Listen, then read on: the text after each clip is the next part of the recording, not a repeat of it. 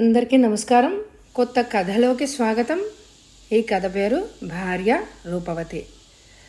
ఈ కథని వాసిరెడ్డి సీతాదేవి గారు రాశారు. 1983లో ప్రచురింపబడింది ఈ కథ. కథలోకి వెళ్లే ముందు తప్పకుండా లైక్ చేయండి. అది 1976 సెప్టెంబర్ నెల 20 పగలు 11 గంటలకు ఆగ్రా దగ్గర ఉన్న మధురలోని ఒక ఇంటి నుంచి ఒక యువతి చక్కగా అలంకరించుకొని బయటకు వచ్చింది. ఆమె పేరు శాంతి. 25 సంవత్సరాలు ఉంటాయి. ఆమె అందంగా ఉంది. రిక్షాలో మరొక అందమైన యువకుడితో వెళ్ళింది. ఆ యువకుడి పేరు దినేష్ చంద్ర. రిక్షా ఒక ఫోటో స్టూడియో ముందు ఆగింది. యువకుడు దిగాడు. నేను ఫోటోగ్రాఫర్తో మాట్లాడొస్తానంటూ లోపలికి వెళ్ళాడు. ఆ యువతి రిక్షాలోనే కూర్చునుంది. రోడ్డు మీద వచ్చే పోయే జనం ఆమె సౌందర్యానికి ముగ్ధులై చూస్తున్నారు. అదే సమయంలో ఒక బక్క పలచని యువకుడు వచ్చి రిక్షా ముందు నిల్చున్నాడు. అతని వయసు 30 సంవత్సరాలకి లోపే. చామన ఛాయగా అతి సాధారణమైన దుస్తుల్లో ఉన్నాడు. రిక్షాలో ఉన్న యువతికేసి నిప్పులు కక్కుతూ కొద్ది నిమిషాలు నోట మాట రానివాడిలాగా చూస్తూ నిలబడిపోయాడు. అతన్ని చూసి శాంతి గాబరా పడింది. ఆ యువకుడు శాంతి చేయి పట్టుకుని రిక్షాలోంచి కిందకి లాగాడు. నాకు తెలిసే కులట, ఇవాళ ఇక్కడికి వస్తావని అని తిడుతూ చెంప చెళ్ళు మనిపించాడు. దగ్గరున్న దుకాణంలోని వాళ్ళు, రోడ్డున వెళ్ళేవాళ్ళు వాళ్ళ చుట్టూ చేరి ఏదో సినిమా షూటింగ్ చూస్తున్నట్టు ఆ దృశ్యాన్ని కుతూహలంగా చూడసాగారు. ఆ యువకుడి పేరు సురేష్. శాంతి చుట్టూ చేరిన వాళ్లను వేలగా చూసింది. ఎవరూ సహాయం చేయడానికి సిద్ధంగా ఉన్నట్టు కనిపించలేదు. నువ్వు ఎవరు నన్ను కొట్టడానికి అంటూ అరిచింది శాంతి. ఎవర్నా? నీ మొగుడిని. ఈమె నా భార్య. జనంలోంచి ఒక కంఠం ప్రశ్నించింది. అవును. అబద్ధం. ఇతనెవరో నాకు తెలియదు అన్నది శాంతి ఏడుస్తూ. ఆ దారినే వెళ్తున్న ఒక కానిస్టేబుల్ అక్కడికి వచ్చాడు. పోలీస్ స్టేషన్లో తేల్చుకుందాం పదండి అన్నాడు. జనంలో నుంచి అనేక గంటలు అవును అవును అన్నాయి. సురేషు పోలీస్ స్టేషన్కి వెళ్ళడానికి సిద్ధపడ్డాడు. ఆ యువతి నిరాకరించింది. నా భర్త స్టూడియోలో ఉన్నాడు అన్నది స్టూడియో కేసు చూస్తూ. కొందరు స్టూడియోలోకి వెళ్లారు. అక్కడ ఎవ్వరూ లేరు. ఒక అందమైన యువకుడు వచ్చాడని, తన భార్య రిక్షాలో ఉంది తీసుకొస్తానని అప్పుడే బయటకు వెళ్ళినట్టు చెప్పాడు ఫోటోగ్రాఫర్. దినేష్ అక్కడ జరుగుతున్న గొడవ చూసి చిన్నగా జారుకున్నాడని వేరుగా చెప్పక్కర్లేదు. ఇద్దరిని పోలీస్ స్టేషన్కి తీసుకెళ్లారు. శాంతి సురేష్ తన భర్త కాదని వాదించింది ఇన్స్పెక్టర్తో. నా పేరు సురేష్ గోస్వామి, ఈమె నా భార్య. కావాలంటే మీరు అక్కడికి వచ్చి వాకప్ చేయండి అన్నాడు సురేష్. శాంతి గాబరా పడింది. అక్కర్లేదు, ఇతనే నా భర్త అన్నది ఏడుస్తూ. ఇన్స్పెక్టర్ ఆశ్చర్యపోయాడు. ఇంటికెళ్ళండి, ఇంటి గొడవలు ఇంట్లోనే ఉండడం మంచిది అన్నాడు ఇన్స్పెక్టర్.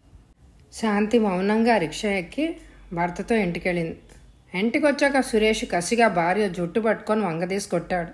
మళ్ళీ వాడి ఇంట్లో అడుగుపెట్టాడో చూడు, ఏం చేస్తాను అంటూ బయటికి వెళ్ళిపోయాడు. సాయంత్రం 4 గంటలకు తిరిగి వచ్చాడు సురేష్. అతను సాధారణంగా పొద్దుపోయి వస్తాడు. సురేష్ కూర్చుని ఉన్నాడు. శాంతితో మాట్లాడుతున్నాడు. సురేష్ రక్తం కుతకుతలాడింది. మళ్ళీ భార్య జుట్టు పట్టుకున్నాడు. దినేష్ పిల్లిలా జారుకున్నాడు. కొట్టు, నువ్వు ఎంత కొట్టినా దినేష్ ఇంటికి వస్తాడు అంది శాంతి మొండిగా. కొట్టి కొట్టి విసిగెత్తి వదిలేశాడు. నువ్వు ఆ నర్సుముండను వదిలేయి, నేను దినేష్ని వదిలేస్తాను అంది. సిగ్గులేదు, అక్కలాంటి వ్యక్తితో సంబంధం కడతావా? నీ తిక్క ఇలా కుదరదు. చాలా భరించాను, ఇక నా వల్ల కాదు అంటూ మళ్ళీ బయటికెళ్ళాడు విసురుగా. శాంతి నర్సును తిడుతూనే ఉంది. భర్తను తిడుతూ ఏడుస్తూ పడుకుంది. సురేష్ దినేష్ను బెదిరించే పరిస్థితిలో లేడు.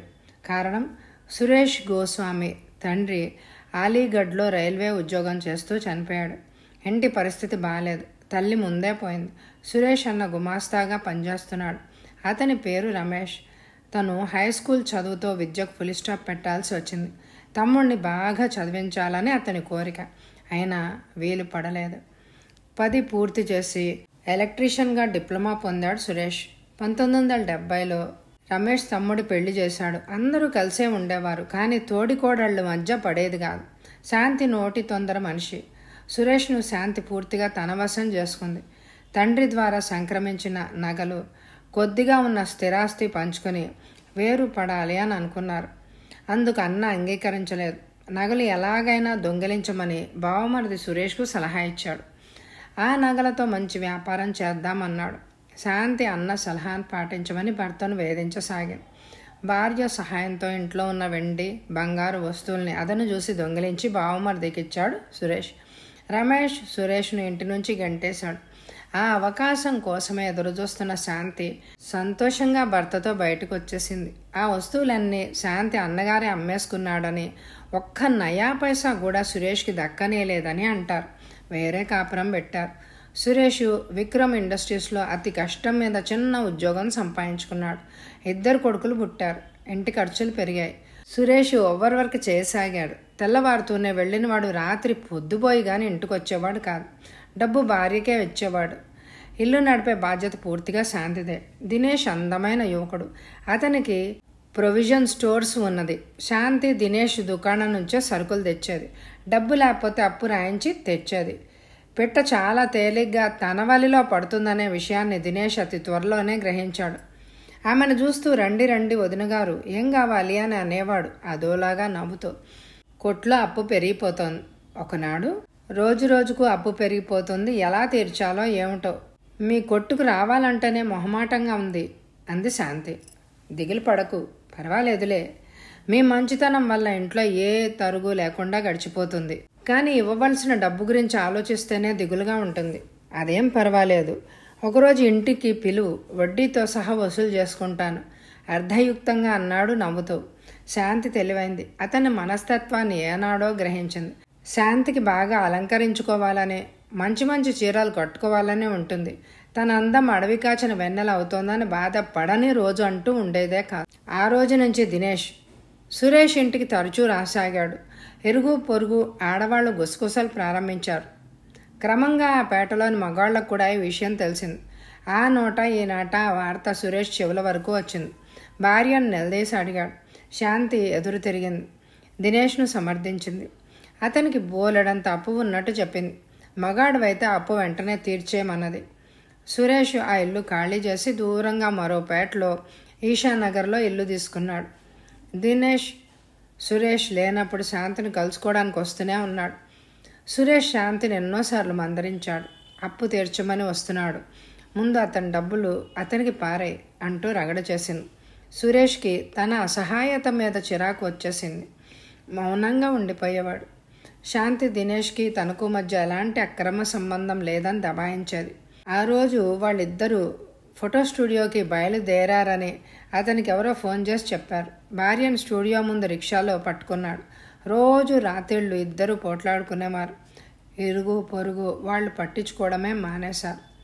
సెప్టెంబర్ 21 అంటే ఆ సంఘటన జరిగిన మరుసటి రోజు ఉదయము సక్సేనా అనే వ్యక్తి గాబరాగా పోలీస్ స్టేషన్కి వెళ్ళాడు.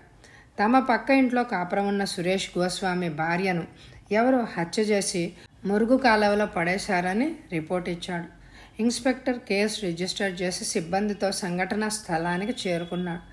ఇంటి వెనక ఉన్న మురుగుపోయే చిన్న కుండీలో శవం శాంతిది ఉంది. ఇరుగు పొరుగు ద్వారా శాంతికి దినేష్కి ఉన్న అక్రమ సంబంధం గురించి తెలుసుకున్నాడు.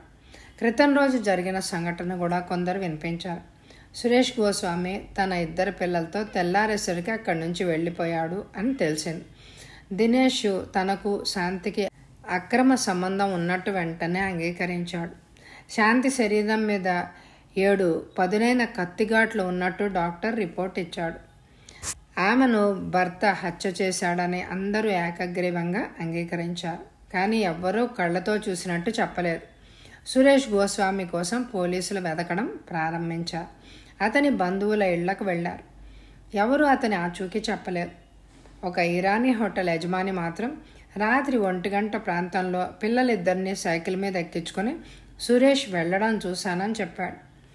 పోలీస్ ఆఫీసర్ నర్సు రమాదేవి ఇంటికి వెళ్ళాడు. ఆమె వయసు 50 ఏళ్ళు ఉంటాయి. సురేష్కు ఆమెకు అక్రమ సంబంధం ఉంటుందని ఇన్స్పెక్టర్ ఊహించలేకపోయాడు. శాంతి కావాలని కల్పించినట్టు అర్థం చేసుకున్నాడు. రమాదేవి సురేష్ తన వదినగారి తమ్ముడని, అప్పుడప్పుడు తన ఇంటికి వచ్చేవాడని చెప్పింది. శాంతి తన మీద అపవాదాలు వేసిందని తెలుసునని చెప్పింది. సురేష్ కూడా బాధపడి అప్పటి నుంచి తన ఇంటికి రావడం మానేశాడని తెలిపింది. ఇన్స్పెక్టర్ యాదవ్ విక్రమ్ ఇండస్ట్రీస్కి వెళ్ళి వాకప్ చేశాడు. సురేష్ ముందు రోజు వచ్చి 10 గంటల వరకు పనిచేసి వెళ్ళిపోయాడని, ఆ తర్వాత మళ్ళీ పనిలోకి రాలేదని తెలిసింది. అక్టోబర్ 12న సురేష్ అలీగఢ్ మెజిస్ట్రేట్ ముందు హాజరయ్యాడు. అదే రోజు అతన్ని జైలుకి పంపించారు. కోర్టు పర్మిషన్ తీసుకుని ఇన్స్పెక్టర్ యాదవ్ జైలుకు వెళ్ళి సురేష్ని చూశాడు. ఎన్నో ప్రశ్నలు వేశాడు.